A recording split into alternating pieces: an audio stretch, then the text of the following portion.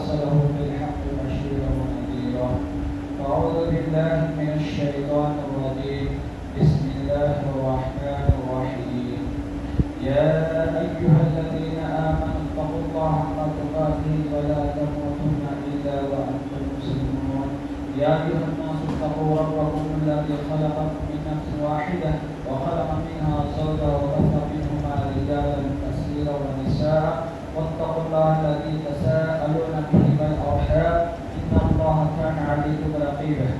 يا أيها الذين آمنوا اتقوا الله وقولوا قولا سديدا يصلح لكم أعمالكم ويغفر لكم ذنوبكم ومن يطع الله ورسوله فقد فاز فوزا عظيما. أما بعد فإن خير الحديث كتاب الله وخير الهدي هدي محمد صلى الله عليه وسلم وشر الأمور محدثاتها وكل محدثة بدعة وكل بدعة ضلالة وكل ضلالة في النار. قال الله تبارك وتعالى في القرآن المجيد والفرقان الحميد. أعوذ بالله من الشيطان الرجيم. بسم الله الرحمن الرحيم. يا أيها الذين آمنوا اجتنبوا الظن يا أيها الذين آمنوا اجتنبوا كثيرا من الظن إن بعض الظن إثم. وقال النبي صلى الله عليه وسلم إياكم والظن فإن الظن أكذب الحديث. رواه مسلم. حاضرین جمعہ، بزرگوں، نوجوان ساتھیوں، عزیز بچوں اور پردہ نشین میری اسلامی ماں بہن،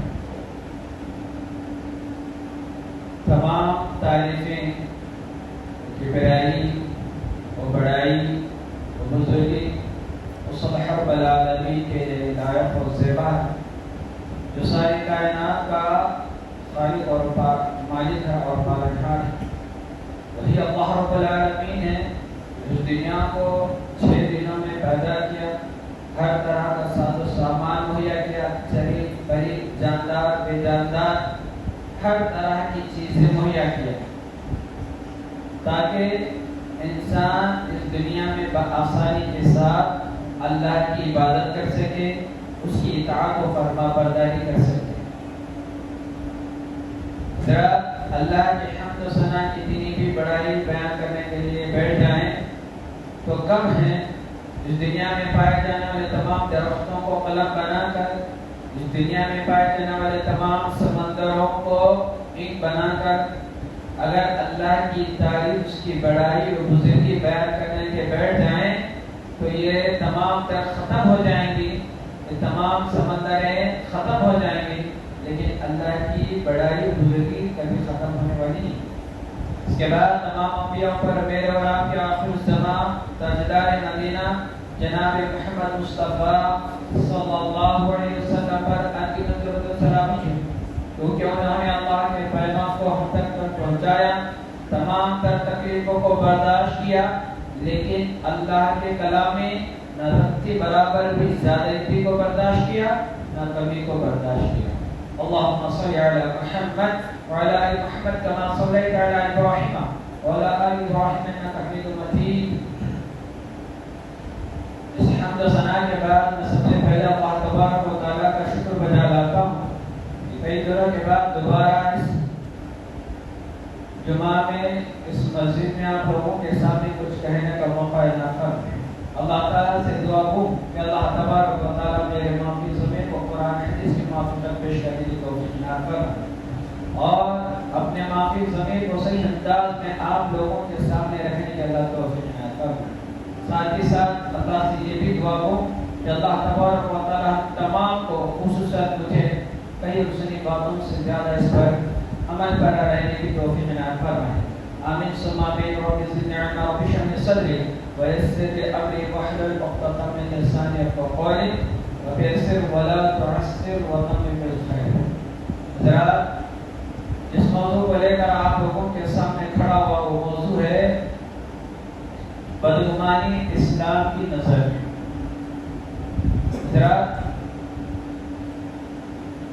انسانی معاشرے میں جو چیز جن کی طرح کھائی جا رہی ہے ان میں سے ایک چیز ہے بدگمانی. کیا ہے؟ ایک چیز ہے بدگمانی. یہی بدگمانی ہے ایک ایسا مرض، ایک ایسی بیماری ہے جو افراد کے درمیان، لوگوں کے درمیان نفرتیں پیدا کرتی ہے اور دشمنی کو وسیع سے وسیع تر کر دیتی ہے، اور ایک ایسی چیز ہے جو معاشرے کو یہ بیماری کھوکھلا کر کے چھوڑ دیتی ہے، اور اسی طرح ایک ایسی بیماری ہے جو معاشرے کو بگاڑ پیدا کرنے کا سبب بنتی ہے، اور ایک ایسا فتنہ ہے جو انتشار کا باعث بنتا ہے اور معاشرے کو پوری طرح سے بدگمانی میں مبتلا کر کے معاشرے کو پوری طرح سے امن امان کو غارت کر دینے والی چیز ہے. معاشرے کو کیا ہے؟ پوری طرح سے غارت کرنے والی چیز ہے. اسی لیے ہمیں چاہیے کہ بدگمانی سے بچیں، جس کے سبب ایک بدگمانی ایسی ہے کہ جس کے سبب سے لوگوں میں جو اعتماد ہوتا ہے وہ اٹھ جاتا ہے، لوگوں کے اندر جو اعتماد ہوتی ہے وہ ختم ہو جاتی ہے. ہر کوئی آدمی کیا کرتا ہے؟ ایک دوسرے کو شک کی نگاہوں سے دیکھنا شروع کر دیتا ہے. کر رہا ہے کہ نہیں کر رہا؟ آدمی کو جب وہ بدگمانی میں مبتلا ہو جاتا ہے تو آدمی ایک دوسرے کو کیا کر دیتا ہے؟ شک کی نگاہوں سے دیکھنا شروع کر دیتا ہے، اور اسی طرح یہ شک کی نگاہیں کیا کر دیتی ہیں؟ دوستیوں کو دشمنی میں تبدیل کر دیتی ہے، محبتوں کو عداوتوں میں تبدیل کر دیتی ہے. یہی وہ بدگمانی ہے جس کو پوری طرح سے ماحول کو خراب کر دیتی ہے اور سکون و راحت کی جو چیز ہوتی ہے اسے ختم کر دیتی ہے، اور ساتھ ہی ساتھ جنت نما گھر کو آگ برسانا شروع کر دیتی ہے. جنت نما جو گھر ہوتا اسے بھی برباد کر کے جلا کے راکھ کر دیتی ہے بدگمانی. اس لیے انسان کو چاہیے کہ بدگمانیوں سے بچے. آدمی جب تک ان خرابیوں سے دور نہیں رہتا تب تک کامیابی حاصل نہیں کر سکتا. اسی لیے ان خرابیوں سے دور ہونے کی وجہ اسلام نے اسے جرم عظیم قرار دیا ہے، کبیرہ گناہ قرار دیا ہے. اسلام نے ان خرابیوں کو دیکھ کر کیا کہا کہ یہ بڑا جرم عظیم ہے، یعنی بہت بڑا کبیرہ گناہ ہے، اس سے تم بچو، جتنا ہو سکے بچنے کی کوشش کیا کرو. اللہ کے رسول صلی اللہ علیہ وسلم نے فرمایا ایاکم والظن فإن الظن اکذب الحدیث. مسلم کی حدیث ہے. اللہ کے رسول صلی اللہ علیہ وسلم نے فرمایا لوگوں بدگمانی سے بچو، کیونکہ بدگمانی بہت بڑا جھوٹی بات ہے، بہت بڑا جھوٹی بات ہوتی ہے. یعنی ایک کبیرہ، ایک بہت بڑا جھوٹ اور مکار کی بات ہوتی ہے. اس لیے تم کیا کرو؟ اپنے آپ کو بدگمانی سے بچانے کی کوشش کیا کرو. جتنا زیادہ ہو سکے بدگمانی سے بچنے کی کوشش کرنی چاہیے. بدگمانی کس کو کہتے ہیں؟ برا سوچنا، کسی کے بارے میں برا خیال کرنا. آدمی کو کوئی کسی کے بارے میں معلوم آ جائے تو اس کے بارے میں اچھا سوچنے کے بجائے کیا کرتے ہیں؟ برا خیال پیدا کرتا ہے. اگرچہ کہ وہ تمہارے ساتھ اچھے تعلقات ہوں گے، اچھا آدمی ہوگا، لیکن پھر بھی کوئی ایک آدمی آ کے کوئی اس کے بارے میں ایک بات کوئی بری بات بول ڈالے تو آدمی برا سوچنا شروع کر دیتا ہے. اس کے اچھائی کو بھلا دیتا ہے، خالی برائیاں سوچنے کو دیتا ہے. شاید اس کی وجہ سے ایسا کیا ہوگا، ایسا کیا ہوگا، ایسا، اور اتنا بڑا دھوکے دار ہوگا، اتنا بڑا خراب آدمی ہوگا. اس طرح آدمی گناہ پہ گناہ برا سوچتے کیا ہو جاتا ہے؟ جو دوستیاں میں جو محبت ہوتی ہے وہ محبتیں ختم ہو جاتی ہے، عداوتوں میں تبدیل ہو جاتی ہے. اسی لیے اس کو بدگمانی کہتے ہیں. برا سوچنے کو بدگمان کہا جاتا ہے. اس لیے ہمیں اپنے معاشرے کو بدگمانی سے پاک کرنے کی کوشش کرنی چاہیے. معاشرے میں اگر پائے جانے افراد جو بھی ہوتی ہیں، جو دنیا میں ہم دیکھ رہے ہیں، معاشرے میں جتنے بھی افراد ہوتے ہیں یہ ایک الگ بات ہے کہ افراد کے مابین ناخوشگوار واقعات پیدا ہونا ایک فطری بات ہے. معاشرے میں ناخوشگوار بات ہونا اور کبھی ناچاکیاں کی واقعات رونما ہونا ایک فطری بات ہے. کبھی کبھی ناچاکیاں ابھر کر سامنے آ جاتی ہیں, کچھ نہ کچھ آپس میں اختلاف ہونا ایک فطری بات ہے. یہ کوئی بری بات نہیں, مطلب بری بات تو ہے لیکن ایک فطری بات ہے.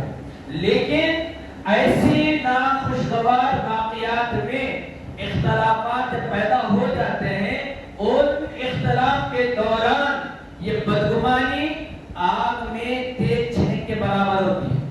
ایسے حالات میں اگر بدگمانی پیدا ہو جائے انسان کے اندر اختلاف کے دوران, لوگوں کے اندر ناچاکیاں کے پیدا ہونے کے وقت اگر بدگمانی جیسی بیماری پیدا ہو گئی, سمجھو کہ وہ آگ میں تیز چھنک کے برابر ہو جاتی ہے اور انگار کو اور سلگانے کے برابر ہو جاتی ہے. اسی لیے آدمی کو ایسے اختلاف حالات میں, انتشار کے حالات میں بدگمانی سے بھی بچنا چاہیے. آپ کو معلوم ہے اللہ کے رسول صلی اللہ علیہ وسلم جب اللہ کا پیغام لے کر آئے تھے مکہ اور مدینے میں, اللہ کے رسول صلی اللہ علیہ وسلم نے ایک بہترین اسلامی زندگی, ایک بہترین اسلامی اصول کو لوگوں کے سامنے پیش کیا, ایک بہترین اسلامی معاشرہ تشکیل میں قائم ہوا. تو ایسے قائم ہونے کے باوجود بھی جب صحابہ کرام جو اس وقت جن کی تربیت ہوئی تھی اللہ کے رسول صلی اللہ علیہ وسلم کے جو ساتھ تھے وہ صحابہ کرام تھے, اور آپ کو معلوم ہے صحابہ کرام کا کتنا بڑا مقام و مرتبہ پایا جاتا ہے. انبیاء کے بعد کسی کا سب سے بڑا مقام و مرتبہ ہے تو وہ صحابہ کرام کا مرتبہ ہوتا ہے. تو اللہ کے رسول صلی اللہ علیہ وسلم کے ساتھ جب صحابہ کرام موجود تھے تو ان کے درمیان بھی اس طرح کی ناچاکیاں, کچھ حالات واقعات ابھر کر آیا کرتی تھی. ایسے وقت میں جب کبھی کوئی بدگمانی کی چیز یا بدگمانی والی کوئی بات آتی تو اللہ کے رسول صلی اللہ علیہ وسلم فوراً ان کی تربیت کر دیتے تھے اور اس ناچاکیوں کے وقت یہ بدگمانی کو دور کرنے کی کوشش کیا کرتے تھے. اللہ کے رسول صلی اللہ علیہ وسلم اس بدگمانی کو ختم کر دیا کرتے تھے اور بہترین ان کی تربیت کر کے ایک بہترین امن سکون و راحت کا معاشرہ اللہ کے رسول صلی اللہ علیہ وسلم پیدا کرنے کی کوشش کیا کرتے تھے. حضرات, اللہ کے رسول صلی اللہ علیہ وسلم, اللہ تبارک و تعالیٰ نے اسی بدگمانی کے متعلق اللہ تعالیٰ نے اہل ایمان کو خطاب کرتے ہوئے فرمایا, یا ایھا الذین آمنوا اجتنبوا کثیرا من الظن, اے لوگو جو ایمان لائے ہو تم بہت ساری گمان سے بچا کیا کرو, بہت ساری گمانوں سے, خیالات سے تم بچا کیا کرو, احتیاط برتنے کی کوشش کیا کرو, کیونکہ بہت سارے گمان جو ہوتے ہیں وہ گمان جو ہوتے ہیں, بعض ان میں کے یقیناً ان میں کے بعض گمان کیا ہوتے ہیں, بدگمان ہوتے ہیں, برے خیالات ہوتے ہیں, اس سے تم بچا کیا کرو, اور بدگمانی سے تم دور رہنے کی کوشش کیا کرو. اللہ تبارک و تعالیٰ نے مومنوں سے خطاب ہوتے فرمایا. بات معلوم ہوتی ہے غیر تو دور کی دور, مومن بھی اس سے بچنا بہت ہی مشکل ہو جاتا ہے. اس لیے اللہ تعالیٰ نے مومنوں سے خطاب کرتے ہوئے فرمایا ایک ایسی بیماری ہے اگر اس میں اگر آدمی مبتلا ہو گیا اس کی زندگی تباہ و برباد ہو جائے گی. اس کی زندگی کیا ہو جائے گی, تباہ و برباد ہو جائے گی.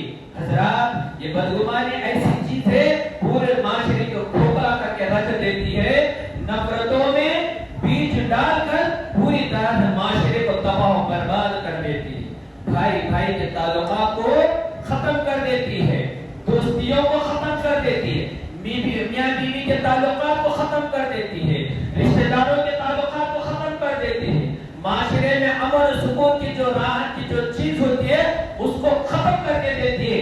جب تک ختم نہیں ہوتی تب تک وہ بیماری ختم ہونے والی نہیں. تو حضرات, یہ بیماری اتنی خطرناک ہے, اس لیے قرآن حدیث میں اس کی بارہا تعلیم دی گئی ہے, اے لوگوں اس جیسی بدگمانی سے بچنے کی کوشش کیا کرو. جتنا زیادہ تم بدگمانی سے بچو گے اتنا زیادہ تم امن و امان میں رہو گے, تمہاری عزتیں حفاظت میں رہے گی, تمہاری عزت و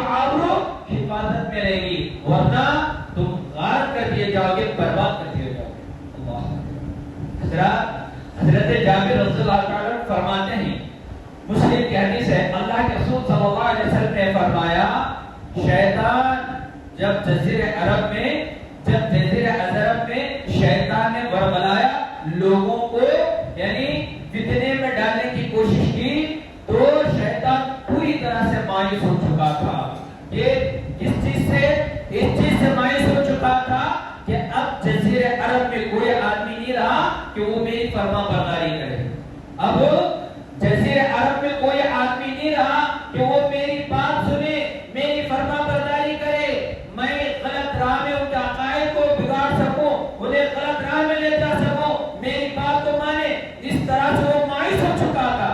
جب پوری طرح سے مایوس ہو چکا ان کے اندر یعنی ان کے وہ فرما برداری کرانے سے جب وہ مایوس ہو چکا صحابہ کرام کو، اس کے بعد نے ایک حربہ اس نے استعمال کیا. کون سا حربہ؟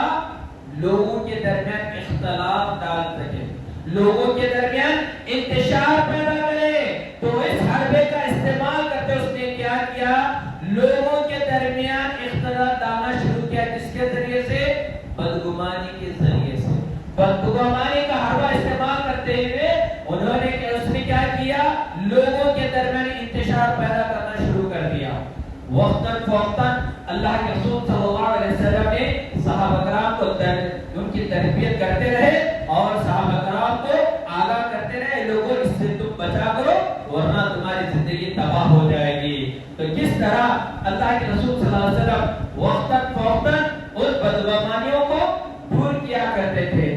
آئیے کچھ واقعات آپ لوگوں کے سامنے رکھنے کی کوشش کروں گا کہ اللہ کے رسول صلی اللہ علیہ وسلم کس طرح صحابہ کرام کو اس بیماری سے دور کیا کرتے تھے، کس طرح ان کی تربیت کیا کرتے تھے. اسی تعلیمات کو اپنے سامنے رکھتے ہوئے اپنی زندگی کو ڈھالنے کی کوشش کرے، اپنی زندگی میں ڈھالنے کی کوشش کرے، اپنی زندگی کو سنوارنے کی کوشش کرے. چند واقعات آپ لوگوں کے سامنے رکھنے کی کوشش کروں گا. آپ کو معلوم ہے کہ اس بدگمانی سے صحابہ کرام بھی نہیں بچا کرتے تھے. کو کئی صحابہ بڑے بڑے صحابہ بھی بدگمانی میں آ جایا کرتے تھے. فوراً اللہ کے رسول کو جب اس کا خبر ہو جاتی تو ان کی تربیت کر دیا کرتے تھے. ایک مرتبہ حضرت ام المومنین حضرت عائشہ رضی اللہ عنہا ایک مرتبہ عائشہ رضی اللہ عنہا اپنے گھر میں سوئی رہی تھی. اللہ کے رسول صلی اللہ علیہ وسلم بھی حضرت عائشہ رضی اللہ عنہا کے گھر میں تشریف لا کر ان کے گھر میں سوئے ہوئے تھے. اس رات اللہ کے رسول صلی اللہ علیہ وسلم کو دیکھ رہے ہیں، اچانک ان کی نیند یعنی ان کی آنکھیں کھل جاتی ہیں تو فوراً اللہ کے رسول صلی اللہ علیہ وسلم گھر کے باہر آتے ہیں اور نکل پڑتے ہیں. تو حضرت عائشہ رضی اللہ تعالیٰ عنہ کی بھی آنکھیں کھل جاتی ہیں. اللہ کے رسول باہر جاتے ہوئے دیکھ کر انہیں بھی شیطان بدگمانی میں مبتلا کر دیتا ہے تو وہ بھی کیا ہو جاتی ہے؟ اس بدگمانی میں مبتلا ہوتے ہوئے برا خیال اس کے دل میں پیدا ہوتی ہے. فوراً وہ بھی کیا کر دیتی ہیں؟ فوراً نکل جاتی ہیں. حضرت عائشہ رضی اللہ عنہ پتہ نہیں اللہ کے رسول کہاں گئے ہوں گے، فوراً نکلتی ہیں. تو اللہ کے رسول جاتے جاتے جب دیکھتی ہیں اللہ کے رسول صلی اللہ علیہ وسلم جنت البقیع میں قدم رکھتے ہیں. اللہ کے رسول جنت البقیع میں جا پہنچتے ہیں. پھر اللہ کے رسول جنت البقیع میں جا کر وہاں تھوڑی دیر کھڑے ہو جاتے ہیں. کھڑے ہو کر واپس لوٹتے ہیں تو اللہ کے رسول صلی اللہ علیہ وسلم کو واپس لوٹنا دیکھ کر حضرت عائشہ رضی اللہ عنہا فوراً وہاں سے بھاگ کر آ جاتے ہیں. فوراً کیا کرتے ہیں؟ دوڑتے ہوئے تیز رفتار کے ساتھ وہ بھی نکلتے ہوئے فوراً آ جاتے ہیں.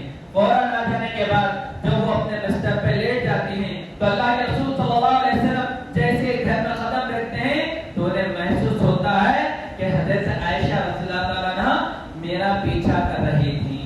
حضرت عائشہ رضی اللہ تعالیٰ عنہا میرا پیچھا کرتے آئی ہوئی تھی. تو انہیں گمان ہوتا ہے تو بعد میں انہیں اٹھا کر پوچھتے ہیں. آپ صلی اللہ علیہ وسلم نے فرمایا ظننتی ان یحلف اللہ علیک ورسولہ، کیا تمہیں گمان ہے کہ اللہ اس کے رسول تمہارے حقوق میں کوتاہی کریں گے؟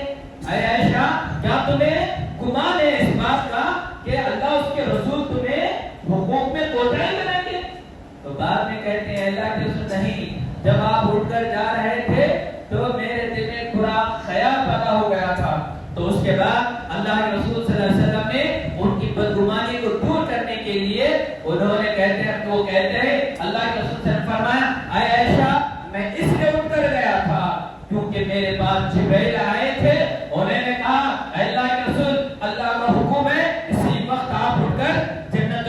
جائے اور وہاں کے رہنے والے پورے جو مدفون یعنی جو بھی لوگ مدفون ہیں ان کے حق میں آپ دعا خیر کریں. تو اسی حکم کی بنا پر میں نے کیا تھا, جنت البقیع کی طرف میں رجوع کیا تھا. تو جیسے انہوں نے کہا ان کی بدگمانی دور ہو گئی. اللہ اکبر. حضرات اس حدیث سے کیا بات معلوم ہوتی ہے؟ تو عام صحابہ کرام میں بھی اس طرح شیطان انتشار پیدا کرنے کی کوشش کرتا تھا. بدگمانی کے ذریعے سے ان کے اندر برے خیالات پیدا کرنے کی کوشش کیا کرتا تھا. تو اللہ کے رسول صلی اللہ علیہ وسلم اس بدگمانی کو دور کرنے کی کوشش کیا کرتے تھے. اسی طرح حضرت جابر رضی اللہ تعالیٰ عنہ, جابر بن عبداللہ رضی اللہ تعالیٰ سے مروی ہے, وہ کہتے ہیں کہ ایک مرتبہ معاذ بن جبل رضی اللہ تعالیٰ عنہ جب بھی اللہ کے رسول صلی اللہ علیہ وسلم نماز پڑھایا کرتے تھے تو معاذ بن جبل رضی اللہ تعالیٰ عنہ ان کے ساتھ نماز پڑھتے تھے. ان کے ساتھ کیا کرتے تھے؟ نماز پڑھتے تھے. اور اللہ کے رسول کے ساتھ, رسول اللہ صلی اللہ علیہ وسلم کے ساتھ نماز ادا کرنے کے بعد ان کی ایک عادت ہوتی تھی کہ وہ ایک مسجد کے امام بنائے گئے تھے, لیکن وہ ان کی ایک خواہش تھی کہ امامت سے پہلے اگر مجھے موقع ملے اللہ کے رسول صلی اللہ علیہ وسلم کے ساتھ نماز پڑھنے کا تو فوراً وہ اللہ کے رسول کے ساتھ نماز پڑھا کرتے تھے. نماز پڑھنے کے بعد پھر وہ اپنی مسجد جاتے اور وہاں پر لوگوں کی امامت کرایا کرتے تھے. وہاں جا کر وہ امامت کرتے تھے, لوگوں کو نماز پڑھایا کرتے تھے. ان کے حسب معمول عادت تھی اللہ کے رسول کے پیچھے نماز پڑھنے کے بعد اس مسجد میں جا کر لوگوں کی امامت کرے. تو اس طرح روزانہ وہ کر رہے تھے. ایک مرتبہ کیا ہوتا ہے, رات کا وقت, عشاء کے وقت اللہ حضرت معاذ بن جبل رضی اللہ عنہ نماز پڑھا رہے تھے. تو انہوں نے نماز کے دوران انہوں نے کیا کیا, تھوڑی ہلکی نماز پڑھانے کے بجائے انہوں نے ارادہ کیا کہ آج میں تھوڑی لمبی نماز پڑھاؤں. تو اس ارادے سے انہوں نے کیا کیا, سورہ فاتحہ کے بعد سورہ بقرہ شروع کر دیا. انہوں نے کیا کیا, سورہ فاتحہ کے بعد نماز عشاء کی نماز میں سورہ بقرہ شروع کر دی. تو ایک آدمی ایک صحابی آئے تو انہوں نے دیکھا کہ معاذ بن جبل رضی اللہ عنہ سورہ فاتحہ کے بعد سورہ بقرہ شروع کر دیے. تو فوراً انہوں نے نماز توڑی اور بازو میں جا کے عشاء کی نماز ادا کر کے فوراً جا کے گھر میں جا کے آرام کر دی. تو جیسے یہ خبر معلوم ہے معاذ بن جبل رضی اللہ تعالیٰ عنہ کو کہ ایک آدمی نے اس طرح کی حرکت کی ہے, تو لوگوں کے درمیان اس نے معاذ بن جبل رضی اللہ عنہ کہہ دیے کہ وہ آدمی منافق ہو گیا ہے, وہ آدمی بھٹک چکا ہے, وہ آدمی گمراہ ہو چکا ہے. لوگوں کے درمیان مشہور کر دیا گیا. جیسے یہ خبر اللہ کے رسول صلی اللہ علیہ وسلم تک پہنچی تو اس کے بعد اس آدمی کو بھی یہ بات پہنچی ہے کہ معاذ بن جبل رضی اللہ عنہ نے جو منافق کہا ہے, اس طرح کی بات اس پر الزام لگائی ہے. تو فوراً اللہ کے رسول صلی اللہ علیہ وسلم کے دربار میں وہ آدمی حاضر ہو کر انہوں نے شکایت کی, اللہ کے رسول صلی اللہ علیہ وسلم اس نے مجھے منافق کہا ہے, انہوں نے مجھے منافق کہا ہے. بات ان کی پوری خبر لی. اللہ کے رسول صلی اللہ علیہ وسلم پوچھتے ہیں کہ کیا بات ہے. انہوں نے کہا اللہ کے رسول میں کھیتی باڑی کرنے والا ہوں, ہم میں سے بہت سارے لوگ کھیتی باڑی کرتے ہیں, اور میں سے میں بھی کھیتی باڑی کرنے والا آدمی ہوں. میں تھکا ماند میں عشاء کے وقت آتا ہوں اور نماز پڑھ کے فوراً جا کر آرام کرنے کی کوشش کرتا ہوں. اسی لیے میں سوچا کہ جلد سے جلد نماز پڑھ کے آرام کروں. تو میں نے نماز میں دیکھا کہ معاذ بن جبل رضی اللہ تعالیٰ عنہ سورہ فاتحہ کے بعد سورہ بقرہ شروع کر دی ہے. تو فوراً میں کیا کیا, توڑ کر نماز پڑھ لی اور پڑھ کر آرام کر دیا, جس کی بنا پر انہوں نے مجھے منافق کہا, منافق کا الزام لگایا. آپ صلی اللہ علیہ وسلم نے معاذ بن جبل رضی اللہ عنہ بلا کر کہا, پورا حال معلوم کیا. بعد میں کہا, اے معاذ بن جبل کیا تم لوگوں کو فتنے میں ڈالنا چاہتے ہو؟ کیا کہا, اے معاذ بن جبل, ڈانٹتے ہوئے ان کو ڈانٹتے ہوئے کہا, اے معاذ بن جبل کیا تم لوگوں کو فتنے میں ڈالنا چاہتے ہو, کیا تم لوگوں کو آزمائش میں ڈالنا چاہتے ہو؟ اے معاذ بن, اس طرح سے حرکت نہ کیا کرو, لوگوں کو تکلیف میں نہ ڈالا کرو. تمہیں اسلام نے آسانی بتائی, تم لوگوں کے ساتھ آسانی معاملہ کیا کرو. اگر تمہیں نماز امامت کرنا ہو تو تم لوگوں کے ساتھ نرمی اختیار کراؤ اور لوگوں کے حالات کے حساب سے تم نماز پڑھایا کرو. تم چھوٹی چھوٹی نمازوں میں چھوٹی چھوٹی سورتیں, سورہ اعلیٰ, سورہ سبح اسم ربک الاعلیٰ, اس طرح کی چھوٹی چھوٹی سورتیں تم پڑھ کر مکمل نماز ادا کرنے کی کوشش کیا کرو, تاکہ لوگ فتنے میں نہ پڑے. اللہ اکبر. تو یہاں پر اس بات سے واقعہ سے بات معلوم ہوتی ہے اگر لوگوں کے درمیان اس طرح کی بدگمانی ہو جائے تو فوراً اس بدگمانی کو دور کرنی چاہیے. سب سے پہلی بات کیا ہے؟ اس طرح کی بدگمانی آ جائے اس آدمی کے سامنے جا کر بیان کرے کہ کیوں بھائی کیا بات تھی مجھے برا کہا تم نے, کیا بات تھی کہ تم نے میرے بارے میں برا سوچا, میرے اوپر الزام لگا. اس طرح تحقیق کرے, فوراً جا کر اس آدمی سے تحقیق کرے. اگر کوئی آدمی بدگمانی کی بات کوئی ڈالے تو وہ آدمی اس کے بارے میں احتیاط برتے, بدگمانی کرنے سے احتیاط برتے. اس سے پہلے کیا کرے آدمی؟ تحقیق کرے اور اس سے تہ تک پہنچنے کی کوشش کرے, اس سے حقیقت سے واقف ہونے کی کوشش کرے. جب حقیقت واقف ہو جائے اس کے موافقت فیصلہ کرنے کی کوشش کرے. جیسا کہ اللہ کے رسول صلی اللہ علیہ وسلم نے تحقیق کیا, حقیقت واقع ہونے کے بعد اس حقیقت کو واضح کیا اور اس اختلاف کو انتشار کو دور کرنے کی کوشش کی. حضرات اس طرح میں بدگمانی سے بھی بچنی چاہیے اور لوگوں کے درمیان انتشار ہو جائے تو فوراً اس واقعے کو حقیقت تک پہنچنے کی کوشش کرے, اس کی حقیقی بات کو سمجھنے کی کوشش کرے. اسی طرح حضرت بخاری کی حدیث ہے, اس کے بعد معلوم ہوتا ہے معاذ بن جبل رضی اللہ عنہ کہتے ہیں جب انہوں نے اللہ کے رسول صلی اللہ علیہ وسلم نے اتنے اچھے انداز میں مجھے اس بدگمانی سے بچایا, اتنے اچھا انداز میں مجھے سمجھایا بدگمانی کے بارے میں, اس کے بعد کسی آدمی کے بارے میں کوئی رائے آتی تو بڑے احتیاط کے ساتھ میں اس رائے کو قائم کرنے کی کوشش کرتا. کوئی بات آتی تو بڑے احتیاط کے ساتھ میں بدگمانی سے بچنے کی کوشش کیا کرتا, جتنا ہو سکے بدگمانی سے بچنے کی کوشش کیا کرتا. آپ کو معلوم ہے اس کا اثر اتنا بڑا ہوا کہ زندگی میں اس بدگمانی اتنا بچتے رہے کہ آپ کو معلوم ہے ایک مرتبہ جب حضرت معاذ بن جبل رضی اللہ عنہ کے ایک مرتبہ کیا ہوا, جنگ تبوک کا موقع تھا. اس وقت اللہ کے رسول صلی اللہ علیہ وسلم غزوہ تبوک میں تھے تو تمام صحابہ کرام کو جب جنگ میں شریک کرنے کا حکم دیا اور اس وقت پورے لوگ پہنچے کہاں, یعنی واقعہ جب تبوک میں جب پہنچے تو پورے صحابہ کرام کا جائزہ لیا. ان میں سے چند صحابہ پیچھے رہ گئے تھے, اس میں سے ایک کون تھا؟ کعب بن مالک رضی اللہ تعالیٰ عنہ بھی تھے. کعب بن مالک رضی اللہ عنہ بہت بڑے صحابی تھے. تو اللہ کے رسول صلی اللہ علیہ وسلم ان کے بارے میں پوچھتے ہیں تو ان میں سے ایک آدمی کیا اٹھ کر کہتا ہے, ان میں سے ایک آدمی کہتا ہے کعب بن مالک رضی اللہ عنہ وہ اپنی طاقت کی وجہ سے اپنی مال کی وجہ سے وہ ان کے اندر گھمنڈی آ چکی ہے, غرور آ چکا ہے, جس کی وجہ سے وہ آج پہنچ نہیں پائے. ان کو مال نے ان کی گھمنڈ نے روک رکھا ہے اس جنگ میں شریک ہونے سے. اللہ اکبر. جیسے یہ سننا تھا معاذ بن جبل رضی اللہ عنہ نے کہا کیا تم خیال کر رہے ہو, کیا ہی بد خیال تم سوچ رہے ہو, ان کے بارے میں کیا ہی برا تم سوچ رہے ہو. اس کے بعد کہا اے اللہ کے رسول صلی اللہ علیہ وسلم, کعب بن مالک کے بارے میں ہم اچھی طرح سے جانتے ہیں, وہ بہت ہی نیک انسان ہیں, ان کے حالات سے اچھی طرح سے واقف ہیں, وہ بڑے ہم سے بہت ہی بہتر شخص ہے, ہم میں سے بہترین شخصیتوں میں ان کا شمار ہوتا ہے. ہم اس طرح کے ہم بدگمانی نہیں کر سکتے. ہو سکتا ہے کسی وجہ سے, کسی مجبوری کی وجہ سے نہ آ سکے ہوں گے, ورنہ وہ ضرور آج یہاں حاضر رہتے. پتہ نہیں کیا مجبوری ہے, کسی مجبوری کی وجہ سے نہیں آ سکے تو فوراً انہوں نے اس کا ازالہ کرنے کی کوشش کی.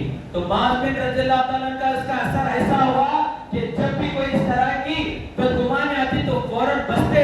اگر کوئی آدمی کسی کے بارے میں بدگمان سوچتا تو فوراً اس کا ازالہ کرنے کی کوشش کیا کرتے تھے. اتنا اثر ان کی زندگی میں ہوا تھا. تو آپ کو معلوم ہے اس طرح سے ہمیں ایک دوسرے کے اچھے خیالات کرنی چاہیے. ایک مومن دوسرے مومن کے بارے میں اچھا گمان رکھنا چاہیے, بدگمانی سے بچنا چاہیے, برے خیالات سے بچنا چاہیے.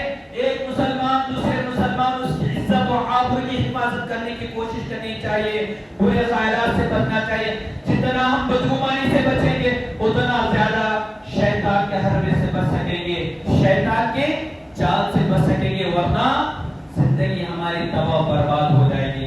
حضرات اسی طرح بہت سارے واقعات آپ کو معلوم ہے, یہ معاشرے کے واقعات اس طرح بدگمانیاں ڈال کر انتشار شیطان پیدا کرتا ہے.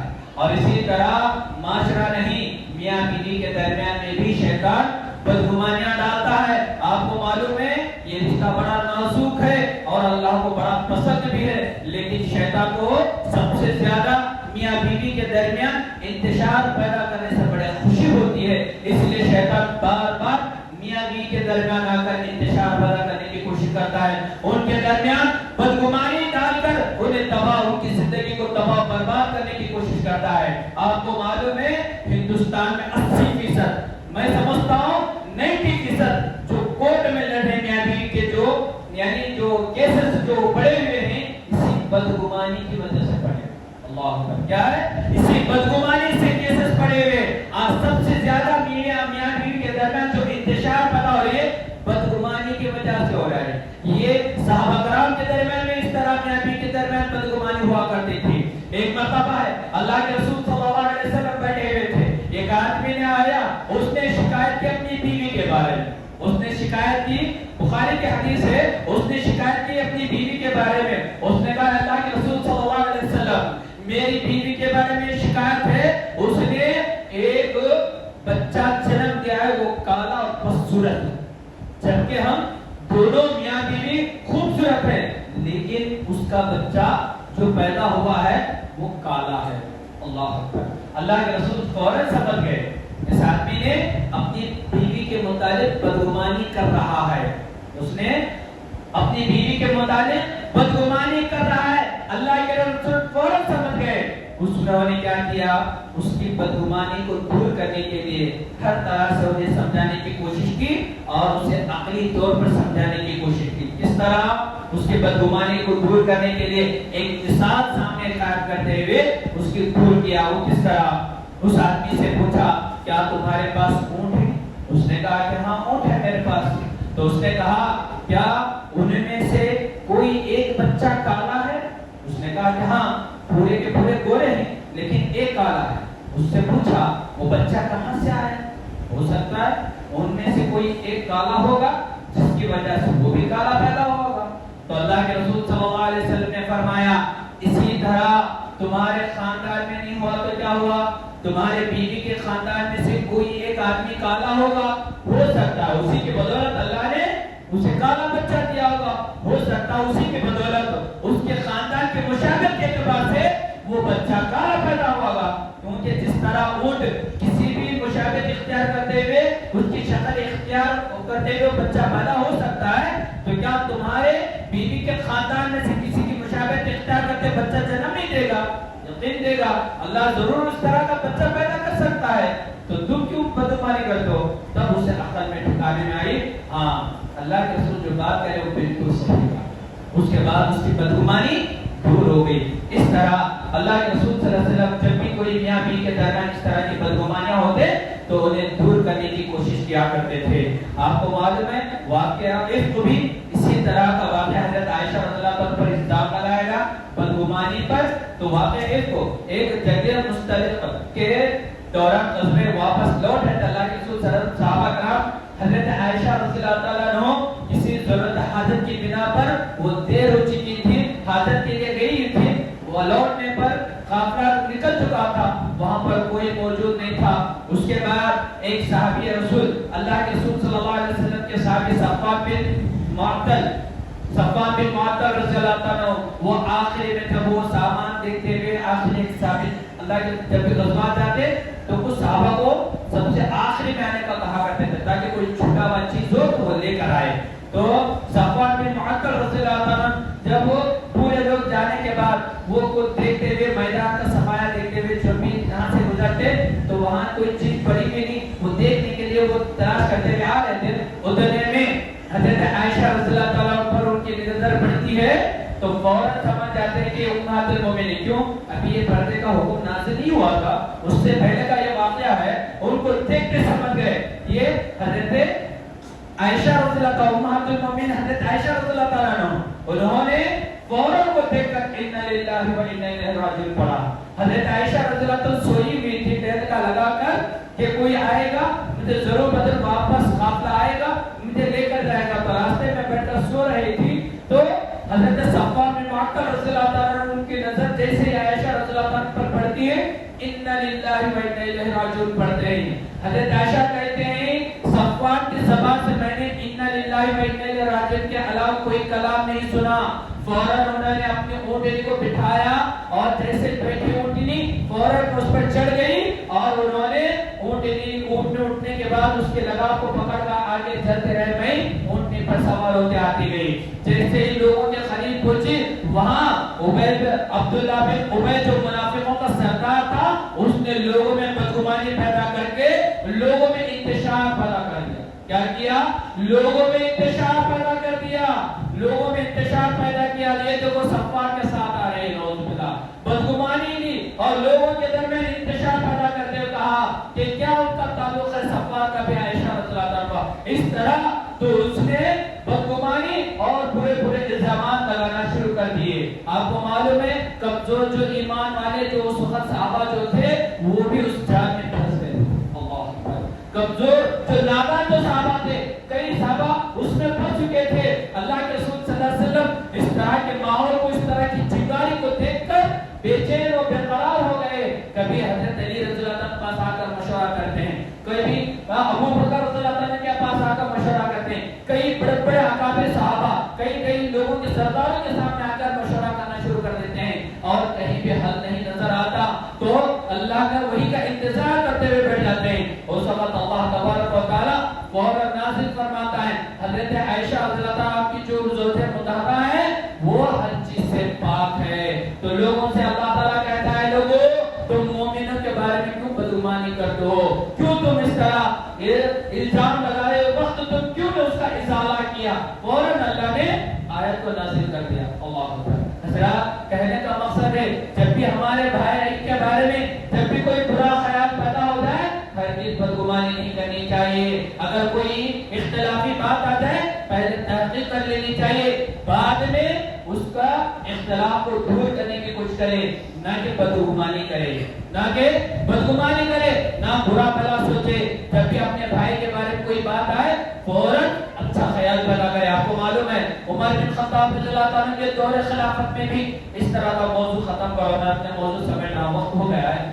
حضرت عمر بن خطاب رضی اللہ عنہ کے زمانے میں بھی ایک مرتبہ کیا عمارہ رضی اللہ عنہ جب گورنر بنے تھے, کہاں کوفہ کے گورنر بنے تھے. کوفہ کے لوگ بڑے بدماش لوگ پائے جاتے تھے, اکثر لوگ وہاں کے بدماش ہوا کرتے تھے, فتنہ خور ہوا کرتے تھے. انہیں معلوم تھا حضرت عمارہ رضی اللہ تعالیٰ پر انہوں نے الزام لگا رہے ہیں, بدگمانی دیتے ہوئے لوگوں کے پاس عمر بن خطاب رضی اللہ عنہ کے پاس اگر شکایت کی انہیں نماز صحیح پڑھنے نہیں آتا, انہیں پڑھانے نہیں آتا, انہیں پڑھنا بھی نہیں معلوم ہے نماز کیسا پڑھنا چاہیے. اس طرح کی شکایت کی. حضرت عمر بن خطاب ان کے اوپر اچھا گمان کرتے ہوئے کہا کہ ہو سکتا ہے کہ لوگ بدگمانی کر رہے ہوں گے, ہو سکتا ہے ان پر الزام لگا رہے ہوں گے. اس لیے انہوں نے کیا کہا, کیا کیا, پورے لوگوں کو اکٹھا کرنے کے بعد عمارہ رضی اللہ تعالیٰ کو بلایا. بلانے کے بعد کہا یہ تمہارے متعلق اس طرح کی شکایت کرے, تمہاری کیا رائے. انہوں نے کہا اے اللہ کے رسول صلی اللہ علیہ وسلم میں اس طرح کی نماز پڑھتا ہوں جس طرح میں نے اللہ کے رسول صلی اللہ علیہ وسلم کو نماز پڑھتے ہوئے دیکھا ہے. اس کے بعد سب کے لوگوں کے سامنے کھڑے ہو کر انہوں نے نماز پڑھ کر دکھائی. اللہ کے رسول میں نے اللہ کے رسول کو اس طرح پڑھتے ہوئے دیکھا, اے عمر بن خطاب میں اسی طرح کی نماز لوگوں کو ادا کراتا ہوں, لوگوں کے سامنے نماز پڑھتا ہوں. اللہ اکبر.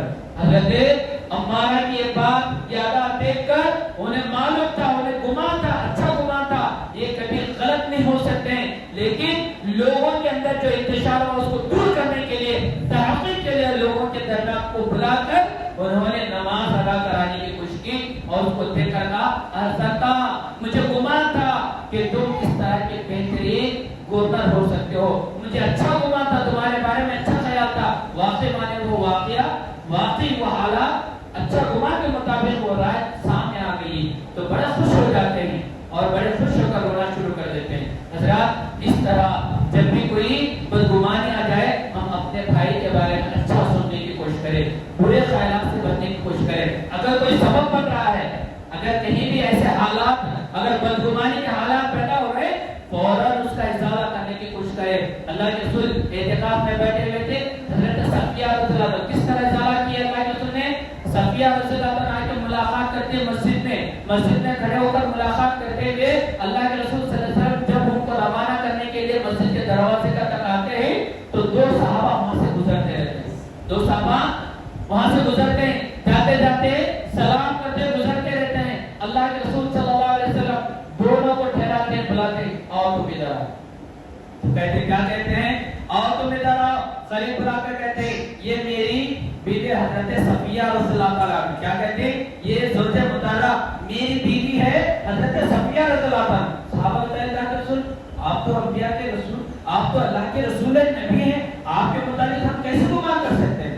اس وقت کہتے ہیں شیطان کسی بھی وقت تمہارے دلوں میں برا خیال پیدا کر سکتا ہے, کبھی بھی تمہارے اندر بدگمانی پیدا کر سکتا ہے. اس لیے میں نے اس بدگمانی کو دور کرنے کے لیے تمہیں کھڑا کر کے حقیقت سے واقف کرایا. تو بعد میں اللہ کے رسول کہنے کے بعد فوراً سے نکلتے ہیں. اس واقعے سے کیا بات معلوم ہوتی ہے, معاشرے میں اس طرح کا کبھی بد خیال اگر پیدا ہو رہا ہو تو فوراً اس طرح کا دور کرنی چاہیے. اس طرح کی بدگمانی دور کر کے ان کے اندر آنے والی چیز کو, شکوک و شبہات کو دور آنے سے پہلے ہی دور کرنے کی کوشش کریں گے. یقیناً ہمارا معاشرہ بہترین معاشرہ بنے گا. ایک دوسرے کے دلوں میں محبت پیدا ہوگی, ایک دوسرے کے دلوں میں اتحاد بھائی چارگی پیدا ہوگی. ہماری جمعیت اور جماعت میں بھی اس طرح کی بدگمانی سے ہم دور ہو سکتے ہیں, اور ہماری جمعیت اور جماعت میں بھی الفت و محبت جیسی چیز, نعمت جیسی چیز اللہ تبارک و تعالیٰ پیدا کرتا ہے. ورنہ یہ بدگمانی ہماری زندگی کو تباہ کر دے گی, اور اسی بدگمانی سے اللہ تعالیٰ ہمارے خیر و برکتوں کو اللہ چھین لیتا ہے. اسی کی وجہ سے ہمیں ہمارا ٹھکانہ جہنم بن جاتا ہے. اس لیے ہمیں چاہیے بدگمانی سے بچیں, جتنا ہو سکے بدگمانی سے بچیں گے, برے خیالات سے بچیں گے. یقیناً اللہ تبارک و تعالیٰ ہمیں دنیا اور آخرت میں کامیابی عطا کرے گا. اللہ تبارک و تعالیٰ ہمیں پرسکون راحت, اللہ تعالیٰ امن والا معاشرہ اللہ تبارک و تعالیٰ ہمیں پیدا کرے گا ہمارے لیے. اور اسی طرح اسی بدگمانی سے اگر بچتے رہیں گے تو گناہ کبیرہ سے بچ جائیں گے. اللہ تبارک و تعالیٰ ہمیں دنیا اور آخرت میں کامیابی عطا فرمائے گا. اللہ سے دعا ہے اللہ تبارک و تعالیٰ تمام کو کہے سنی باتوں سے زیادہ اس پر عمل پر رہنے کی توفیق عنایت فرمائے. اللہ ہم تمام کو بدگمانی سے اللہ بچنے کی اللہ توفیق عنایت فرمائے. اللہ حسن جن, ایک بھائی دوسرے بھائی کے متعلق حسن زن, اچھا گمان, اللہ اچھے خیالات پیدا کرنے کے اللہ ہمارے دلوں میں پیدا کرنے کے اللہ توفیق عنایت فرمائے. اللہ جب تک انتظام رکھے کہ ایمان کی حالت میں خاتمہ اور خاتمہ بالخیر ہونے کی توفیق عنایت فرمائے. الہ رب العالمین ہمیں سے جو کچھ کر رہے اللہ انہیں کرم کر جنت نصیب عطا فرما. جہاں پہ مسلمان پریشان ہے اللہ کی پریشان دور عنایت فرما. نت نئے فضلوں سے اللہ حفاظت فرما, نت نئے بیماریوں سے اللہ حفاظت فرما. اللہ میرے جو والد محترم جو بیمار ہے اللہ انہیں شفا دلا کامل عطا فرما. آپ تمام کی دعا میں خاص خیال کریں تاکہ اللہ میرے والد محترم کو سکون و راحت دے, اللہ ان کو بیماری سے دور کر دے. الہ رب العالمین جہاں بھی مسلمان بیمار ہے اللہ انہیں شفا دلا کامل عطا فرما. الہ رب العالمین ہمارے گھروں کو دینی گھر بنانے کا اللہ توفیق عنایت فرما. الہ رب العالمین ہمارے گھروں کو پنج وقت نماز کا پابند بنا. الہ رب العالمین اللہ تیرا تقوی اختیار کرنے کا اللہ توفیق عنایت فرما. الہ رب العالمین ہم تمام کو عذاب قبر عذاب جہنم سے اللہ حفاظت فرما. الہ رب العالمین ہم تمام کی حساب کتاب کو آسان فرما. الہ رب العالمین ہم تمام کو جنت الفردوس میں عنایت فرما. آمین ثم آمین. سبحانک اللہم بحمدک نشہد ان لا الہ الا انت نستغفرک ونتوب الیک. سبحانک ربک رب العزة عما یصفون وسلام علی المرسلین والحمد للہ رب العالمین.